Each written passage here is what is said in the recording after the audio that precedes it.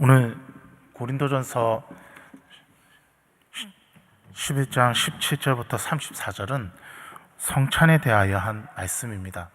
단순히 성찬 예식이 어떤 것인지를 가르쳐 줄 뿐만 아니라 하나님께서 어떤 마음으로 성찬을 맞이하고 예배하며 또 어떤 마음으로 교회를 섬겨야 하는지를 보여주고 있습니다. 오늘 1절 말씀을 보시게 되면 모임이 유익한 것이 아니라 해가 되었다라고 이야기합니다. 17절에 나온 이 문제는 지금 고린도 교회의 성찬 가운데, 예배 가운데, 그들의 성경 가운데 모임 유익이 되지 않는 문제가 있었다라는 것입니다. 충격적이지 않습니까?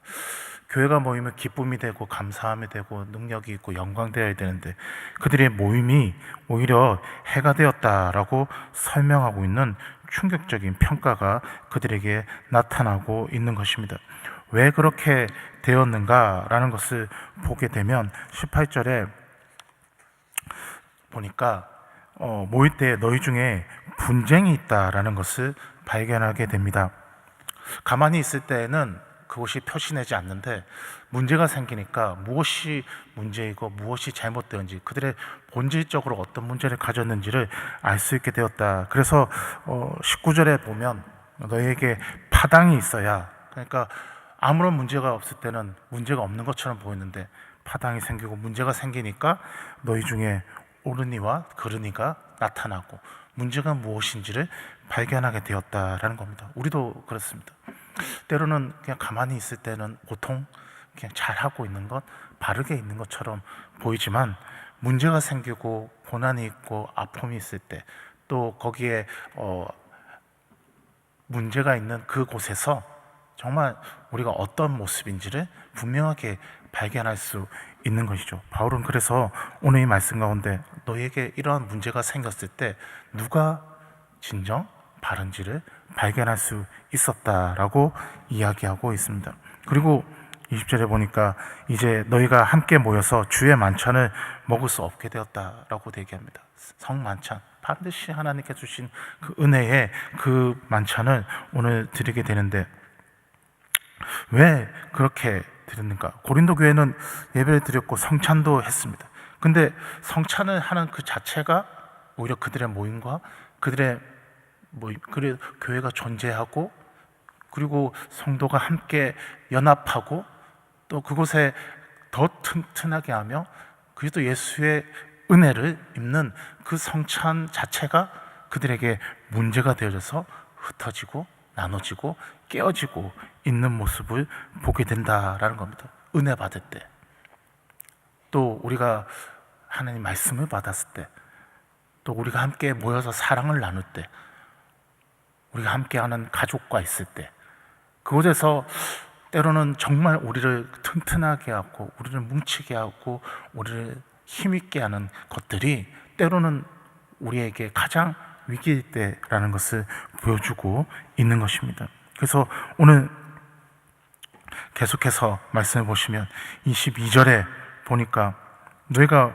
먹고 마실 것이 없느냐, 너희가 하나님의 교회를 없인 여기고 빈궁한 자들을 부끄럽게 하냐, 내가 너에게 무슨 말을 하랴라고 되어 있습니다. 그러니까 먼저 온 자들이 성찬에 있는 음식을 먼저 먹는 자들도 있었고 또 와서 자기의 개인을 생각해서 또 그 집에서 먹을 수 있는 먹고 마시는 문제를 여기 와서 해결하는 자도 있었고 때로는 진짜 가난하고 배고픈 자들이 올 때 그것을 부끄럽게 여길 정도로 보이는 그런 모습을 이 가운데 보였다라고 되는 것입니다. 보니까 그들의 모습을 보니 하나로 이렇게 성도의 모습으로 보여지는 사랑의 모습이 아니라 서로 각자 개인의 모습으로 나타나게 된 것이죠. 여러분 단체 사진 찍어 보셨지 않습니까? 단체 사진 찍고 나면 나중에 그 사진을 딱 보면 여러분 무엇부터 보십니까? 야, 잘 나왔네 그런 거죠? 아니죠. 때로는 딱 보자마자 자기가 잘 나왔는지 안 나왔는지 딱 보게 됩니다. 우리도 그렇습니다. 교회를 생각할 때, 또 예배를 생각할 때, 또 우리가 존재하는 이 모습을 볼 때 딱 나를 보고 내가 보는지 내가 원하는지, 그 고린도 교회는 자신이 생각하고 자신이 바라는 성경에 나오는 자신의 옳은 소견대로 생각하고 행동하고 그 예배를 맞이했다라는 것입니다. 그래서 오늘 바울은 다시 한번 성찬이 무엇인지를 이야기하고 있습니다. 이 3절을 보시면 주 예수께서 잡시던 밤에 떡을 가지사, 그러니 이 성찬이 무엇으로, 바로 예수님께서 가르쳐 주신 사도들의 전승과 그리고 가르침을 통해서 가지게 되었고, 그래서 성찬의 본질을 다시 설명하게 됩니다.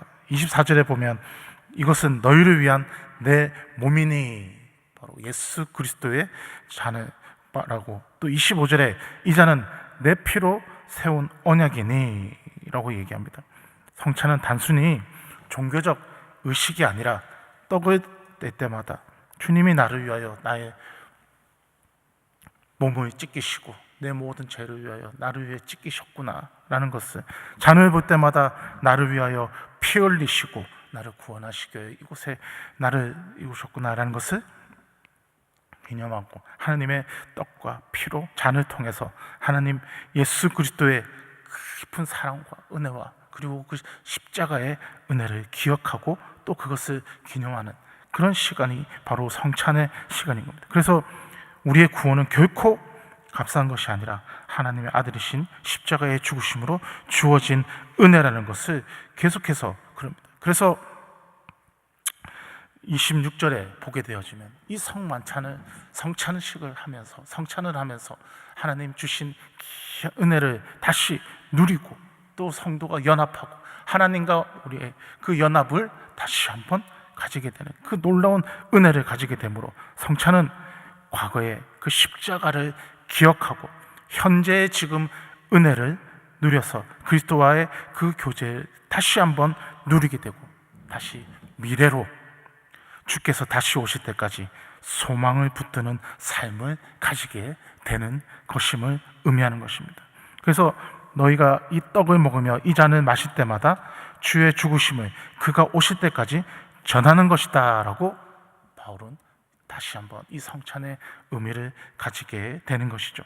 그래서 이 성찬의 의미를 다시 한번 본질적으로 이야기하고 나서 이 문제의 해결, 핵심을 다시 이야기합니다. 28절 말씀에 이렇게 얘기합니다. 사람이 자기를 살피고 구해야 라고 얘기합니다. 이 문제를 해결할 수 있는 방법은 자신을 먼저 살펴보고 하나님 앞에 생각해보아라 라고 얘기합니다. 오늘 성찬에 나올 때에도 틀리게 나온 사람을 지적할 때 회개 없이 나오는 것을 지적한 것처럼, 오늘 이 문제의 해결을 해결한 것도 자신을 돌아보라. 오늘 이 문제의 핵심으로 이들이 잘못했다, 저 사람이 잘못했다, 그들이 잘못했다라고 얘기하는 것보다 먼저 자신을 살피고, 살핀다는 말은 시험하고 검증하다라는 것을 의미합니다. 자신을 점검하고 자신의 믿음, 자신의 회개, 형제의 사랑, 순종을 먼저 점검하고 다른 이들에 대한 문제와 그 해결점을 살펴보라라고 이야기하고 있는 것입니다. 오늘 성찬에 대해서 얘기한 것을 이야기하면서 바울은 다시 한번 이 문제에 대해서 다시 돌아갑니다. 본질이 무엇인지, 하나님 예수 그리스도와 연합하고 그분이 주신 충만한 은혜를 누리며 하나님과 그 연합하는 귀한 은혜의 시간들을 통해서 그 문제가 생겼을 때 다시 한번 그 문제로 돌아가서 하나님이 진정 주시고자 하는 은혜와 능력과 소망을 주시는 그 은혜의 방편을 우리가 누리며 나아갈 때 그 모든 것들을 오늘 그리스도의 몸, 그래서 오늘 29절에 주의 몸을 분별하지 못하고 라고 되어 있습니다.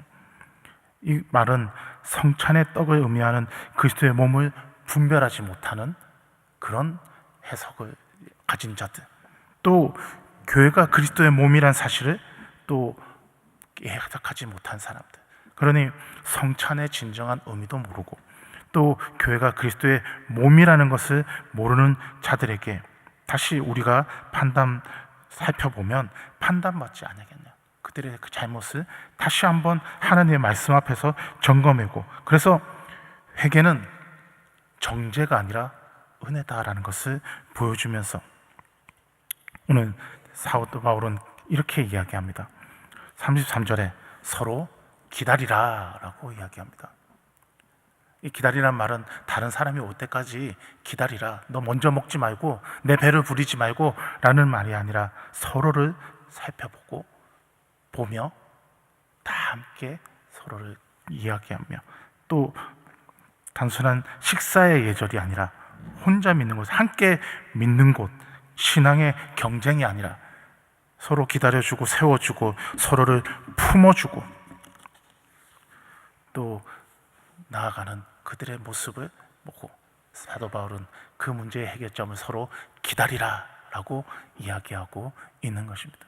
오늘 나보다 약한 이들을 볼 때 기다리고, 또 오늘 이 예배 시간에 그 늦은 자들에 대하여 이야기하는 것이 단편적인 그런 모습이 아니라 약하고 연약한 모습을 기다리고 포용하고 품어주는 모습을 바울은 다시 한번 이야기하고 있습니다. 왜요?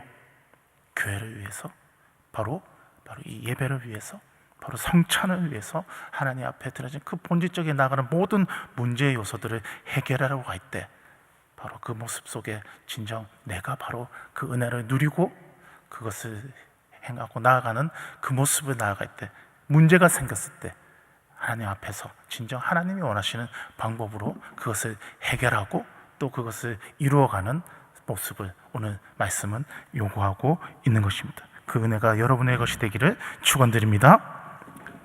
사랑하는 아버지, 오늘 우리에게 주신 귀한 성찬의 그 의미를 주셔서 하나님 그리스도에 연합하며 그리고 주님 십자가의 은혜를 늘 기억하며 하나님 예수님 주신 그 말씀을 따라서 영원토록 주님 오실 그날까지 하나님 그 십자가의 은혜를 누려가며 하나님 그 십자가를 전하는 우리 삶이 되게 하여 주시고, 하나님 또한 우리 교회를 사랑해 주셔서 또 여기까지 인도하시고 날마다 하나님 주의 사랑과 은혜와 복음이 넘쳐나는 교회가 되게 하심을 감사합니다. 더욱 그리스도의 사랑과 은혜를 증가하는, 복음을 증가하는 된 교회 되게 하여 주시고, 담임 목사님 영육간의 강건함과 성령의 충만함으로 함께 해 주시며 하시는 모든 사역 가운데 하나님 주의 복음의 증거들이 날마다 전진되어질 수 있도록 주여 마음껏 사용하여 주시옵소서. 또한 하나님 주님께서 붙들어 주신 귀한 은혜를 통해서 우리 하나님 앞에 하나님 가장 귀한 것 드립니다. 하나님 받아주시고 그 마음의 은혜를 허락하여 주셔서 연락하여 주시옵소서. 또한 우리 성도들 지금 이 자리에 나와 기도하며 간구하는 삶 가운데 가정과 학업과 또한 우리 터전 가운데서 또 기업 가운데서도 하나님 사업터에서 살아가는 모든 삶 속에 하나님 역사해 주셔서 함께 해주시고, 또한 그곳에서 하나님 귀한 은혜의 열매들이 나타나며 하늘의 것으로 채우시고 또 하늘의 그 모든 가운데 인도해 주시고, 특별히 하나님 아픔 가운데 있는 성도들이 있습니다. 병마와 싸우고 있고 암으로 고생하고 있고 하나님 다친 가운데 있는 성도들 기억하여 주셔서 예수의 이름으로 치유받고 회복하며 나올 수 있는 귀한 은혜를 허락하여 주시고, 또 하나님 붙들어 주신 귀한 은혜를 따라서 하나님 앞에 기도하며 간구할 때 믿음으로 응답받고 소망할 수 있도록 우리의 무릎을 강건하게 하여 주시고, 하나님의 주님 앞에 나올 때마다 성령으로 인도하여 주시옵소서. 하나님 오늘 이 시간도 주님께 의탁하고 이 모든 것 예수님의 이름으로 기도드립니다.